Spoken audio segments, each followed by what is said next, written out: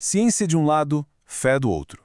Quase sempre a gente ouve que os dois não se misturam, que vivem em pé de guerra.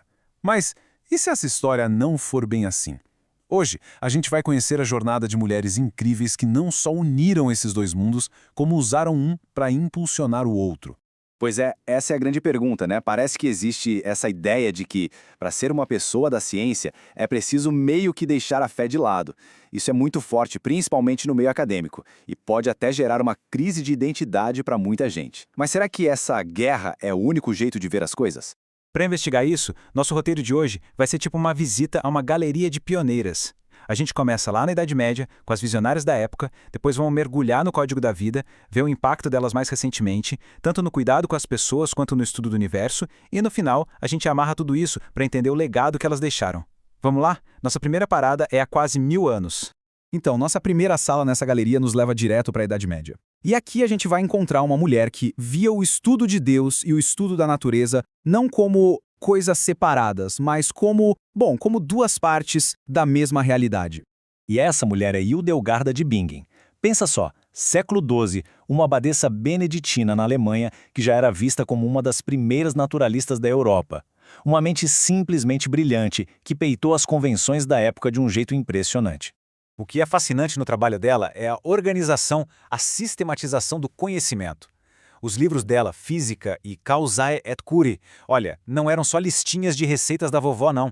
Eram estudos super detalhados sobre as propriedades de cura de plantas, de minerais. Para Hildegarda, estudar a natureza era um jeito de entender a obra do Criador. Simples assim. E essa frase dela resume essa visão de um jeito perfeito. Não era uma relação de dominar a natureza, sabe? Mas de cooperar. Uma ideia super ecológica quase 1000 anos antes da gente começar a falar sobre isso. É de cair o queixo. Agora, vamos dar um salto enorme no tempo. Quase 600 anos separam Hildegarda da nossa próxima pioneira. Isso só mostra como essa ponte entre ciência e fé não foi uma coisa isolada. Ela continuou existindo ao longo dos séculos. E assim a gente chega no Iluminismo, a famosa Era da Razão, e bem no meio dela encontramos Maria Gaetana Agnesi, uma matemática italiana com um brilhantismo que, sério, era ofuscante, e que se destacou num campo que era praticamente um clube do bolinha. O livro dela, Instituzioni Analitiche, foi um marco. Foi o primeiro a juntar e explicar de um jeito completo e didático as ideias do cálculo. Mas a parte mais impressionante da história dela é o que ela fez depois. No auge da fama, ela tomou uma decisão radical. Passou as últimas 4 décadas da vida dela estudando teologia e cuidando dos mais pobres de Milão. E essa frase era o norte dela, o guia para tudo. Para Agnes, a matemática e a caridade não eram coisas opostas. Eram só jeitos diferentes de glorificar a Deus. Ela conseguiu unir de um jeito perfeito a mente genial que ela tinha com um coração absurdamente devoto. Agora vamos pular lá para o século XX. A gente vai entrar num laboratório para conhecer uma figura que muitas vezes fica meio escondida na história, mas cujo trabalho foi, sem exagero, fundamental para uma das maiores descobertas da biologia. Conheçam a irmã Miriam Michael Stimson, uma freira dominicana e uma química fora de série. A história dela mostra como a fé pode ser justamente o motor por trás de uma pesquisa científica super rigorosa.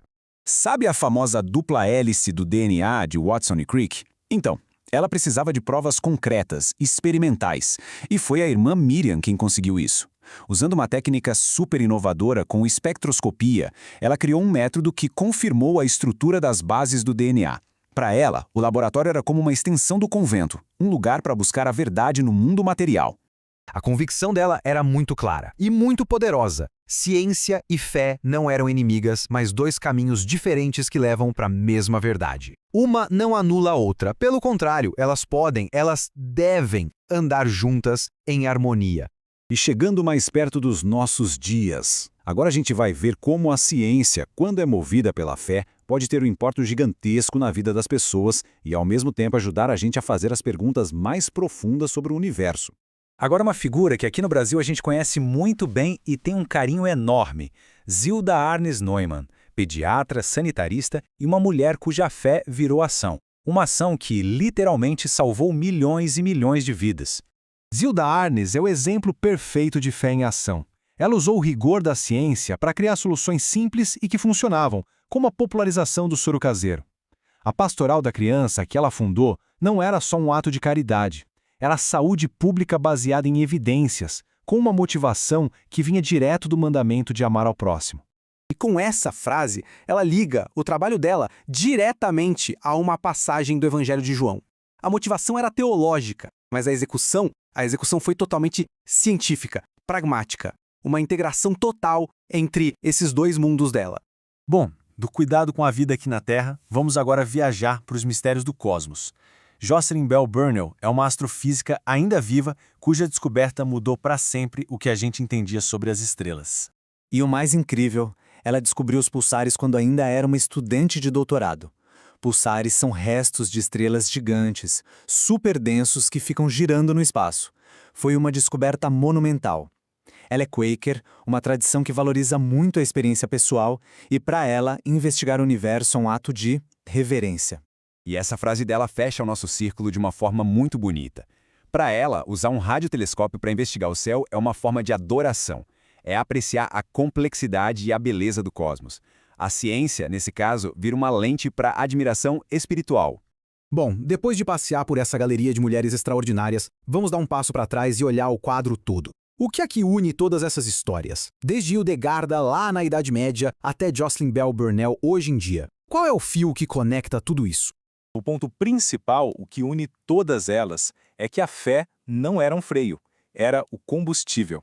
Acreditar num Criador racional significava que o universo devia ser lógico, ordenado, compreensível e que valia muito a pena investigar. A ciência virou, então, um jeito de apreciar essa criação. E elas ainda tiveram que superar uma barreira dupla: ser mulher em áreas dominadas por homens e ser uma pessoa de fé em ambientes muitas vezes céticos. E ainda assim, elas triunfaram.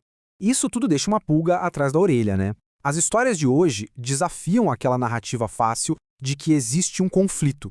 E aí a gente fica pensando quantas outras histórias de homens e de mulheres acabaram ficando escondidas por aí, e o que a gente pode aprender redescobrindo essas histórias sobre a relação real entre a busca pelo conhecimento e a busca por um sentido na vida. A exploração com certeza continua,